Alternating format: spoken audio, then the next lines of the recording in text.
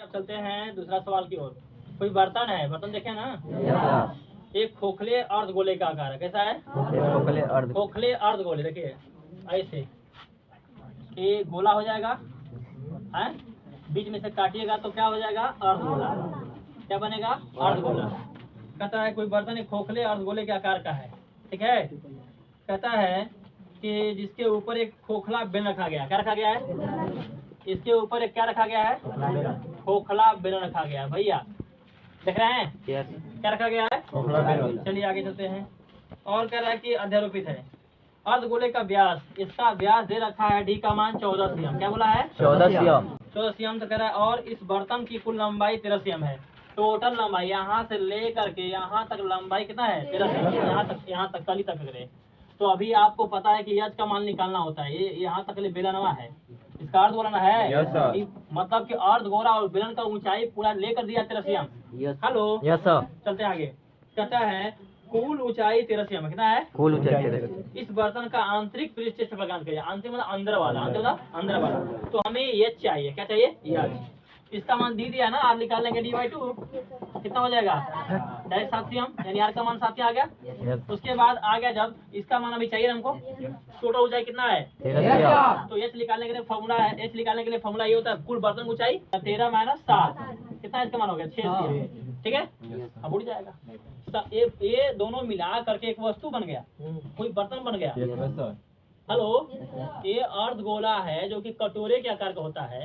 Hello, तो ये बेचारा जो है अर्ध गोला और उस पर रखा गया बेलन, ये दोनों मिला करके बर्तन बन गया। परिफल में बर्तन बन गया। इस बर्तन की टोटल ऊंचाई इसके तली से मिला करके यहाँ तक, ये देखो जहाँ पर पटकेगा, तो इसका मान कितना है? 13। इसका मतलब साफ है, इसका मान नहीं दिया गया है। तो निकालने का स्टाइल है, लिखोगे यहाँ से नाव बेलन की, गणित को तोड़ तो पढ़ो, रटो मत। बेलन की ऊंचाई हमें निकालना है। बेलन की ऊंचाई को बोलते हैं बराबर पूरा लिखेंगे बर्तन कुल बर्तन की लंबाई, ठीक है, या ऊंचाई कुल बर्तन की लंबाई और माइनस धारिता यानी उसका आधार, यानी हो जाएगा उसका त्रिज्या। किसका त्रिज्या? अर्धगोले का त्रिज्या। अर्धगोले का त्रिज्या।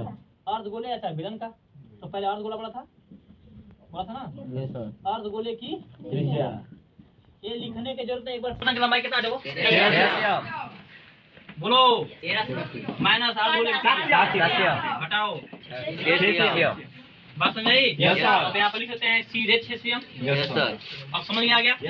6 सीएम कहाँ से आया भैया? तो ही ना बोल रहा कि एक अर्धगोला है, ऊपर हम बेलन रख ले हैं, वो बर्तन बन गया। बर्तन का लंबाई दे देला तो कल आके बेलन नहीं खा दे ले, लंबाई घटा देंगे। ये वाला लंबाई घटाएंगे 7 सीएम का, तो हमारा ये वाला एच का मान निकल जाए। बर्तन का आंतरिक पृष्ठीय क्षेत्रफल क्या बोला है?